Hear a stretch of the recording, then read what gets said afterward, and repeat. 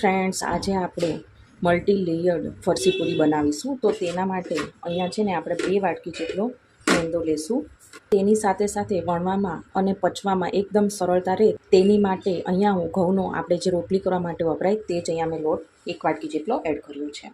અહીંયા મેં 2 ચમચી જેટલા મરીને આ રીતના અધકચરા વાટી લીધા હતા, તે આપણે એડ કરીએ. અહીંયા મેં 2 ચમચી જેટલા આખા જીરુંને આ રીતના અધકચરા વાટી લીધા હતા, કેમ કે આપણે જ્યારે પૂરી વણી અને તળીએ ત્યારે એકદમ આસાની રહે તેના માટે આ રીતના અધકચરા જીરુંને પણ આપણે વાટી લેવાનું. તો આ 2 ચમચી જેટલું છે જે આપણે એડ કરીએ.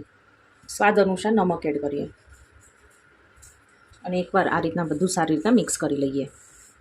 આ રીતના મેંદા સાથે ઘઉંનો લોટ એડ કરવાથી પૂરી વણવામાં તો આસાની રહી જ છે, પણ તેની સાથે સાથે તે પચવામાં પણ એકદમ હળવી ફૂલ જેવી તમને લાગે છે. હવે આપણે આમાં ઘીનું મોણ દેશું. તો અહીંયા મેં ઘીને છે ને હુંફાળું એવું ફતપ જેવું ગરમ કરી લીધેલું છે, તે આપણે એડ કરીએ. અને આમાં ઘીનું મોણ જ સરસ લાગતું હોય છે, તેનાથી આપણી પૂરી છે ને એકદમ સરસ એવી ખસ્તા અને પોચી બને છે. આ રીતના આપણે ઘી હુંફાળું ગરમ એડ કરવાથી પણ પૂરી છે ને એકદમ સરસ એવી ખસ્તા બનીને તૈયાર થાય છે. તો ગમે ત્યારે તમે ઘી એડ કરો ત્યારે તમારે આ રીતના હુંફાળું ગરમ કરીને જ એડ કરી દેવાનું. તો આ રીતના આપણે મિક્સ કરી લઈએ. હજી મને અહીંયા ઘીનું પ્રમાણ થોડું ઓછું જણાય છે, તો હજી હું 2 થી 3 ચમચી જેટલું ઘી એડ કરીશ. તમે ઘીની જગ્યાએ તેલનો પણ ઉપયોગ કરી શકો છો, પરંતુ રિઝલ્ટ તો છે ને આ ઘીના મોણથી જ સરસ એવો આવશે તમને રિઝલ્ટ. તો હું તો સજેસ્ટ કરીશ કે તમે છે ને ઘી જ આમાં એડ કરજો. આમ તો બાળકો છે ને ઘણી આનાકાની કરતા હોય છે ઘી ખાવાની, તો તમે આ રીતના તેને વધુ આપશો તો તે ખાઈ લેશે અને તેને ખબર નહીં પડે. તો જો કેટલું સરસ એવું આમાં મોણ થઈ ગયું છે. અને છતાંય તમારે જાણવું હોય કે આમાં ઘી બરાબર થયું છે કે નહીં, તો તે જાણવા જો તમારે આ રીતના હાથમાં લઈ અને મુઠ્ઠી આમ વાળવાની. જો એકદમ આસાનીથી મુઠ્ઠી વળે છે ને, જો તો બસ આટલું ઘી આમાં ઇનફ છે. એકદમ પરફેક્ટ એવું આમાં મોણ થયું છે. તો હવે આપણે નોર્મલ પાણીથી જ લોટ બાંધી લઈશું. તો આપણે જેટલો આ નોર્મલ પરોઠાનો લોટ બાંધતા હોય તેવો જ આપણે આ લોટ બાંધવાનો છે. ના બહુ કઠણ ના બહુ ઢીલો એવો બાંધીને આપણે લોટ તૈયાર કરવાનો છે. તો જો આ રીતના થોડું થોડું પાણી એડ કરતા જઈને લોટને આ રીતના મસળતા જવાનું અને લોટ બાંધતા જવાનું. તો રક્ષાબંધન હોય કે દિવાળી કે પછી અન્ય તહેવારો હોય, આપણે આ રીતના ફરસાણ તો બનાવતા જ હોઈએ છીએ. તો જુઓ થોડી વારમાં તે એકદમ સરસ એવો લોટ છે બંધાઈને રેડી થઈ ગયો છે. ઉપરથી થોડું તેલ એડ કરીને ફરીવાર લોટને પૂણવી લઈએ. તો જો એકદમ સરસ એવો લોટ પૂણવાઈ ગયો છે. તો હવે આને આપણે ઢાંકીને 10 મિનિટનો રેસ્ટ આપીશું અને પછી જ આપણે આમાંથી પૂરી બનાવીશું. લોટમાં કૂણ આવે ત્યાં સુધીમાં તેની સ્લરી તૈયાર કરી લઈએ. તો અહીં મેં 1 વાટકીમાં 8 થી 9 ચમચી જેટલો રોટલીનો લોટ લીધેલો છે. તમે રોટલીના લોટની જગ્યાએ મેંદાના લોટનો પણ યુઝ કરી શકો છો. અને અહીં મેં હુંફાળું ગરમ કરીને ઘી લીધેલું છે. તો આ રીતે થોડું થોડું આપણે ઘી એડ કરીશું અને ચમચીની મદદથી આ રીતે આપણે લોટને મિક્સ કરતા જઈશું.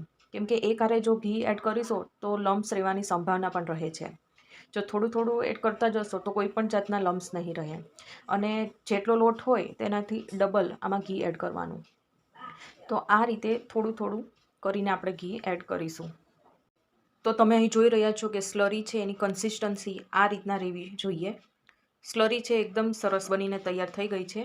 10 મિનિટ થઈ ગઈ છે. તો હવે ખોલીએ. તો ફ્રેન્ડ્સ અહીંયા જો આ રીતના વ્હાઈટ વ્હાઈટ તમને ડોટ પણ બધી જગ્યાએ દેખાઈ રહ્યા છે.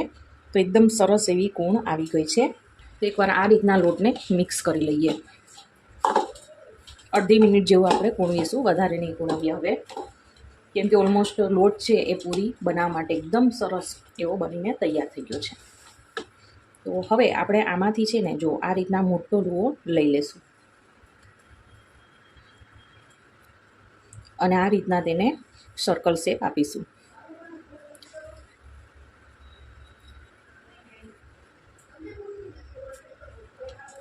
તો આવી જ રીતના આપણે 3 લુવા તૈયાર કરી લેવાના છે, એક જ સરખા.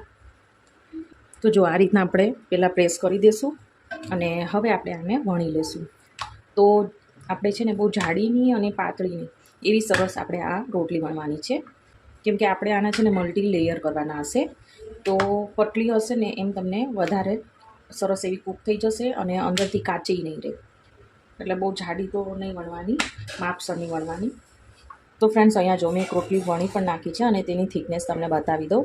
તો જો આ રીતના પતલી રાખવાની છે. તો બસ આવી જ રીતના બીજા 2 લુવા છે ને એ પણ આપણે વણી લઈએ.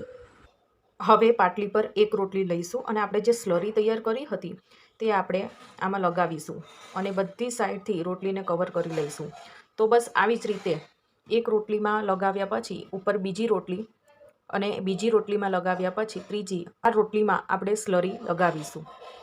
હવે બીજી રોટલી આ રીતે મૂકીશું અને તેના પર પણ આપણે સ્લરી એડ કરીશું. બસ આવી જ રીતે ત્રીજી રોટલી પણ આપણે આમાં, તો જો આ રીતના એકદમ ટાઈટ રોલ આપણે વાળવાનો.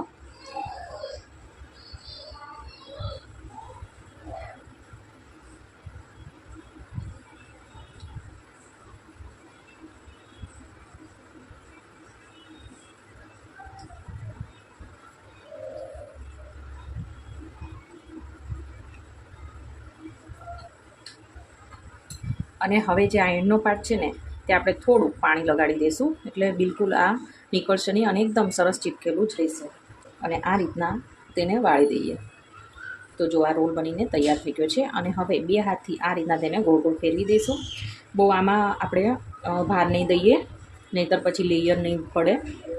તો જો આ રીતના એકદમ હળવા હાથે તેને ફેરવી લઈએ રોલને, તો એકદમ સરસ એવો ચોંટી જશે. તો જો રોલની સાઈઝ થોડી અહીંયા લાંબી થઈ ગઈ છે અને એકદમ સરસ એવો આ સેટ થઈ ગયો છે. તો આ સાઈડનો પાર્ટ છે એ આપણે કાઢી લઈએ. એક સરખી પૂરી બને એના માટે મેં કાઢી લીધો છે. અને હવે 1 ઇંચ જેટલા આપણે આ રીતના તેને કટકા કરી તેને ડિવાઈડ કરી લઈશું.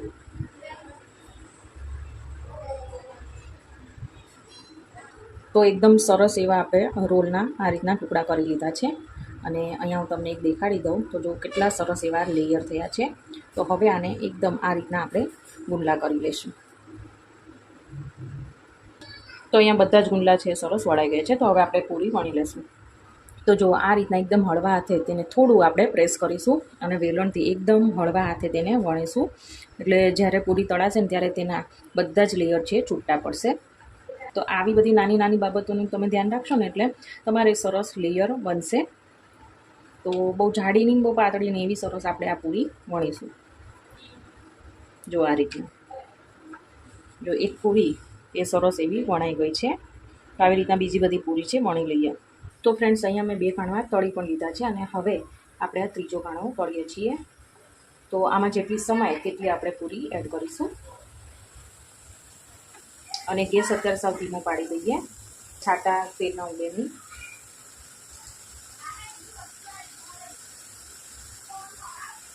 અને હવે ગેસની આંચ છે ને હવે થોડી મીડિયમ કરી દઈશું. તો આપણે આ પૂરી તળવાની આખી પ્રોસેસ છે ને એ મીડિયમ ટુ ફૂલ ગેસ ઉપર જ કરવાની છે. અને જો આવી રીતના પૂરી એની જાતે ઉપર આવી જાય ને પછી હવે આપણે તેને પલટાવીશું. જો આ રીતના પલટાવી દેવાની. તો ફ્રેન્ડ્સ, તમે જોઈ રહ્યા છો કે પડ છે એ કેટલા સરસ ખુલ્લા પડ્યા છે. અને 1 થી 1.5 મિનિટમાં તેને આપણે પલટાવીને તળીશું. અને આને છે ને લાઇટ ગોલ્ડન બ્રાઉન કલર આવી જાય ત્યાં સુધી આપણે તેને તળવાની છે. તો જો આ રીતના 1 બાય 1 આપણે તેને પલટાવીએ. કેટલી સરસ દેખાઈ રહી છે પૂરી. તો ફ્રેન્ડ્સ, 1.5 મિનિટ જેવું થઈ ગયું છે અને કલર આનો ચેન્જ થઈ ગયો છે અને સરસ એવી કૂક થઈ ગઈ છે. તો હવે આપણે તેને એક જારામાં કાઢી લઈશું. એટલે જે કાંઈ એક્સ્ટ્રા તેલ હશે બધું જ આમાં નીકળી જશે. આમ જો કેટલો સરસ એવો તેનો ક્રન્ચી અવાજ પણ આવી રહ્યો છે. અને પૂરી બિલકુલ આમ જો તેલ પણ નથી પીધું. અને કેટલી સરસ મલ્ટી લેયર્ડ એવી આપણી પૂરી બનીને તૈયાર થઈ છે. તો હવે આને છે ને આપણે એક ડીશમાં લઈ લઈએ. જો અહીંયા તો ફ્રેન્ડ્સ, જોઈને જ ખાવાનું મન થઈ જાય તેટલી સરસ મલ્ટી લેયર્ડ પૂરી બનીને તૈયાર થઈ ગઈ છે. તો હું તમને એક તોડીને પણ દેખાડી દઉં. તો જો તેના એક એક લેયર છે કેટલા સરસ એવા છૂટા પડ્યા છે. તો તમે જોઈ શકો છો. અને આ રીતના હાથમાં લઈને ફોડતા એકદમ આસાનીથી તેનો ભૂક્કો થઈ જાય છે. તમે અવાજ પણ સાંભળી શકો છો. કેટલી સરસ આ ખસ્તા બની છે. તો ફ્રેન્ડ્સ, તમે પણ તહેવારોમાં આ રીતથી એકવાર જરૂરથી આવી ફરસી પૂરી બનાવજો. તમારી પૂરી પણ એકદમ સરસ એવી મલ્ટી લેયર્ડ બનીને તૈયાર થશે ને એકદમ ખસ્તા અને રૂ જેવી પોચી તૈયાર થશે. તો ફ્રેન્ડ્સ, આજની મારી આ રેસીપી તમને ગમી હોય તો મારી ચેનલને સબસ્ક્રાઈબ, લાઇક અને શેર કરવાનું ના ભૂલતા. તો આપણે ફરીવાર મળીશું એક નવા જ વિડીયો સાથે. Thank you for watching.